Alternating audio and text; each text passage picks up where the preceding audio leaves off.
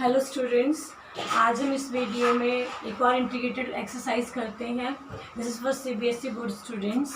So in first exercise we have to fill the correct form of work. Okay, so let us C.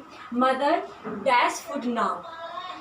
She usually dash in the afternoon, but today she make special dishes for Raju. Both Raju and Rita still sleep. Father read morning newspaper. Grandmother sing devotional song.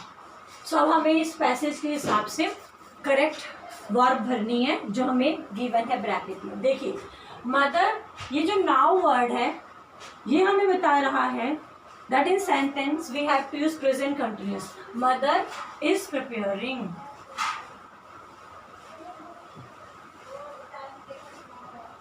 Mother is preparing food now.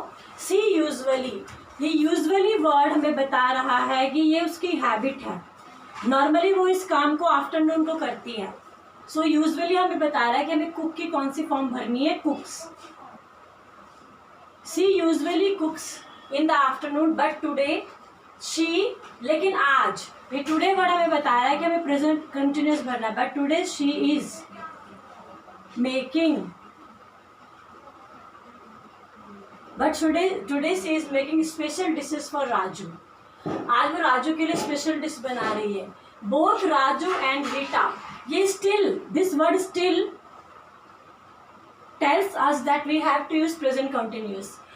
But both Raju and Rita are still sleeping. दोनों अभी सो रहे हैं. Father is reading morning newspaper. पिताजी अखबार पढ़ रहे हैं, कोई काम है जो हो रहा है. Grand mother is singing devotional song. और दादी जी भगवान की भक्ति के गाने गा रही हैं. So in this way also CBSE students are asked to fill correct form of verb. Next student, read the dialogue and complete the passage. हमें यहाँ पे डायलॉग्स दे रखे हैं मदर और सन के बीच में, और हमें पैसेज कंप्लीट करना है. तो आप लोगों की रिपोर्टेड स्पीच की नॉलेज को चेक करने के लिए कभी कभी CBSE में इस प्रकार के क्वेश्चंस भी आ जाते हैं. देखो, mother what have you done in the test. Mummy पूछ रही है अपने बेटे से, बेटे आपने टेस्ट में क्या किया. बेटा कह रहा है I can't answer this now, मैं अभी आपको इसका जवाब नहीं दे सकता. मम्मी ने कहा tell me general idea of what you have done. मुझे बताओ कि नॉर्मली तुमने पेपर में क्या किया है. बेटा कह रहा है आई शैल गेट गुड मार्क्स, मुझे अच्छे मार्क्स मिलेंगे. तो ये मम्मी और बेटे के बीच में डायलॉग्स थे. आपको एग्जाम में ऐसे पैसेज मिलेगा और हम इस पैसेज को कंप्लीट करेंगे इन डायलॉग्स की मदद से.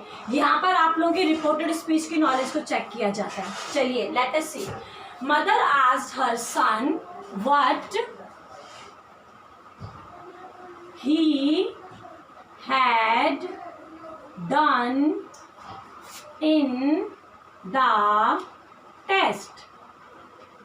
अब हमने जो मम्मी ने ये क्वेश्चन पूछा था रिपोर्टेड स्पीच में, हमने इसको इनडायरेक्ट स्पीच में ऐसे कन्वर्ट किया. जब हम इनडायरेक्ट स्पीच में कन्वर्ट करते हैं तो हम आस्क्ड वर्ड यूज़ करते हैं. जब क्वेश्चन पूछते हैं तो जो आपका सेट टू होता है वो आस्क्ड में चेंज होता है, इसीलिए आपको यहाँ पे ऑलरेडी आस्क्ड मिलेगा. सो मदर आस्क्ड. और जब हम क्वेश्चन वाले सेंटेंस को जोड़ेंगे तो जो हमारा क्वेश्चन वाला वर्ड होता है वही हमें कनेक्टर यूज़ करना है, इसीलिए हमने यहाँ पे वर्ड यूज़ किया है. अब इसमें यू कौन है, ये सन है. मम्मी ने यू से पूछा कि तुमने टेस्ट में क्या किया, तो ये यू कौन है, ये सन है, इसीलिए हमने सन के लिए ही वर्ड यूज़ किया है. हम टेंस में चेंज करेंगे. यहाँ पे प्रेजेंट परफेक्ट टेंस है तो हमने यहाँ पे पास्ट परफेक्ट टेंस किया, इसीलिए अब हमारा बनेगा mother asked her son what he had done in the test. Mummy ने अपने बेटे से पूछा कि उसने टेस्ट में क्या किया था. The son replied. अब यहाँ पे सन बोल रहा है I can not answer this now, तो हम क्या कहेंगे द सन रिप्लाइड दैट. हम दैट से जोड़ेंगे. The son replied that he, can का पास कर देंगे, could not, he could not reply, he could not answer कर देते हैं, he could not answer that then. अब हमारे रिपोर्टेड स्पीच में अगर डायरेक्ट स्पीच होती है दिस, तो अगर डायरेक्ट स्पीच में दिस है तो आप इनडायरेक्ट में उसको दैट में चेंज करोगे। अगर आपकी डायरेक्ट स्पीच में नाउ है तो आप इनडायरेक्ट में उसको देन में चेंज करोगे। इसीलिए हमारा आंसर बनेगा the son replied that he could not answer that then. बेटे ने कहा कि उस समय वो उसका जवाब नहीं दे सकता था। मदर आस्क्ड हिम, फिर मम्मी क्वेश्चन पूछ रही है, मदर आस्क्ड हिम। अब ये हमारा जो नेक्स्ट सेंटेंस है ये टेल से, ये इम्पेरेटिव है, ये वर्ब से स्टार्ट है, टेल से, टेल मी, ये इम्पेरेटिव सेंटेंस है। तो इम्पेरेटिव सेंटेंस को आप टू प्लस वर्ब के फर्स्ट फॉर्म से जोड़ते हो, कनेक्ट करते हो। ये इम्पेरेटिव सेंटेंस है क्योंकि वर्ब से स्टार्ट हुआ है। तो देखिए कैसे, mother asked him to tell, mother asked him to tell the general idea of what he had done। अभी देखो ये इम्पेरेटिव सेंटेंस है, वर्ब से स्टार्ट हुआ, इसीलिए हमने यहाँ पे टू और जिस वर्ब से स्टार्ट हुआ उसी वर्ब की फर्स्ट फॉर्म, तो टू टेल से कनेक्ट किया है। मदर ने उससे बोला कि वो ये बता दे कि उसने जनरली उसमें क्या किया है। सो अब इसमें यू कौन है, बेटा है, इसीलिए हमने यहाँ पे ही चेंज किया। प्रेजेंट परफेक्ट है इसीलिए हमने पास्ट परफेक्ट में चेंज किया है। नेक्स्ट, अब यहाँ पे सन ने क्या बोला, I shall get good marks, तो हम बोलेंगे the son told that he would बनेगा, क्योंकि आई के साथ हम शैल यूज करते हैं लेकिन हम ही के साथ विल यूज करते हैं, पर क्योंकि पास्ट टेंस में जाएगा इसीलिए हम विल का वुड बनाएंगे। ध्यान से सुनो बेटा, आई के साथ शैल यूज होता है लेकिन ही के साथ विल यूज होता है, बट टेंस चेंज करना है इसीलिए हमने यहाँ पे वुड बनाया। So the son told that he would get good marks, बेटे ने कहा कि उसको अच्छे मार्क्स मिलेंगे। तो इस प्रकार भी आपका सीबीएसई बोर्ड में इंटीग्रेटेड ग्रामर जब एक्सरसाइज आती है तो इस प्रकार से आएगी। नेक्स्ट क्वेश्चन हमारा जंबल सेंटेंसेस का है। जंबल सेंटेंसेस में आपको जो ये वर्ड्स है इनका ऑर्डर सही नहीं होगा और हमें इन वर्ड्स को मीनिंगफुली हम इसको अरेंज करेंगे एक मीनिंगफुल सेंटेंस में। अब यहाँ पे देखो, थे, राजा लाखों, ऑनर्ड सम्मानीय, गेस्ट, वे, के। तो हमें क्या लग रहा है कि वे लोग राजा लाखों के सम्मानित गेस्ट थे। अभी सेंटेंस में हम क्या करेंगे, हम इसमें से सब्जेक्ट ढूंढते हैं, दे। अब हमने दे लिया है तो हमारी वर्ब क्या होगी, प्लूरल होगी, दे वर। कैसे गेस्ट थे वे, they were honoured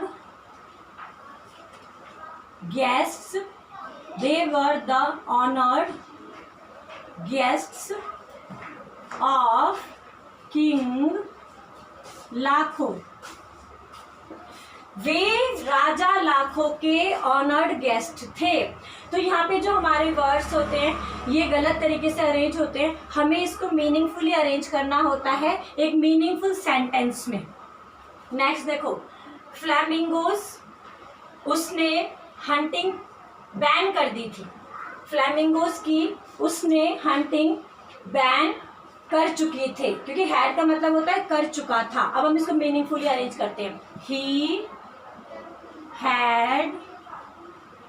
had banned the hunting of flamingos। तो जो राजा लाखों था उसने फ्लैमिंगोस चिड़िया की हंटिंग बैन कर चुका था वो। तो इस प्रकार ये आपका सेंटेंस बनेगा। नेक्स्ट है, अभी जो फ्लैमिंगोस चिड़िया हैं ये दुनिया के विभिन्न भागों से उड़कर आती हैं। तो देखो, come, they, from, had, parts different of the world. तो इससे हमें क्या पता चल रहा है कि वे दुनिया के अलग अलग पार्ट से आती हैं। तो हम कर देते हैं, यहाँ से हम अपना सब्जेक्ट लेके चलते हैं, दे। अब हमें हेल्पिंग वर्ब चाहिए, दे हैड, वर्ब चाहिए come, they had come from different parts of the world. अब दे यहाँ पे किसके लिए यूज किया, फ्लैमिंगोस के लिए। दे had come from the different parts of the world. ये फ्लैमिंगोज चिड़िया विश्व के अलग अलग जगहों से आ चुकी थी। नेक्स्ट है बिलीव्ड, यकीन करते थे, इन में, इंडियंस, भारतीय, किस में करते थे? वाइल्ड लाइफ में। लेकिन वाइल्ड लाइफ को वो क्या मानते थे? सैक्रेडनेस। सैक्रेडनेस होता है पवित्रता। तो अभी सेंटेंस से क्या लग रहा है कि भारतीय लोग वाइल्ड लाइफ की पवित्रता में यकीन रखते थे। अब हमें इस प्रकार इसको अरेंज करेंगे। Indians have believed, Indians have believed किसमें? इन sacredness of wild life, कि जो इंडियंस होते हैं ये यकीन करते थे वाइल्ड लाइफ की पवित्रता के ऊपर। इसीलिए भारत में एनिमल्स का हंटिंग बैन है। तो स्टूडेंट आज जो हमने ये एक्सरसाइज किया है ये सीबीएसई के स्टूडेंट्स से इस प्रकार के जंबल सेंटेंस ज़रूर होते हैं 9-10 क्लास के स्टूडेंट्स के लिए। और क्लासेस में किसी प्रकार का भी ग्रामर आ सकता है, मैंने आपको बताया था। ओमिटेड भी हो सकता है, कोई वर्ड होगा जो नहीं होगा और हमें भरना होगा। इस प्रकार हमें वर्ब की सही फॉर्म भरने के लिए भी आ सकता है। और हमें डायलॉग्स दिए होंगे तो हमें इसका रिपोर्टेड स्पीच ठीक करना पड़ेगा। सो सीबीएसई बोर्ड में जो ग्रामर होता है वो किसी भी तरीके से आपसे पूछ सकते हैं। इसलिए हमारे पास बस एक ही सॉल्यूशन है कि हमें ग्रामर की बहुत प्रैक्टिस करनी है। अगर आप लोगों को कॉन्सेप्ट्स क्लियर नहीं हैं तो आप पर्टिकुलरली उस ग्रामर टॉपिक को देखो। पहले आप टेंस को अच्छे ढंग से समझिए, देन आप पैसिव वॉइस को समझो अच्छे ढंग से, आप रिपोर्टेड स्पीच को समझो। अगर आपको वो चीज़ इंडिविजुअली अच्छे ढंग से आएगा तभी आप लोग इंटीग्रेटेड ग्रामर बेटर कर पाएंगे। Thank you students.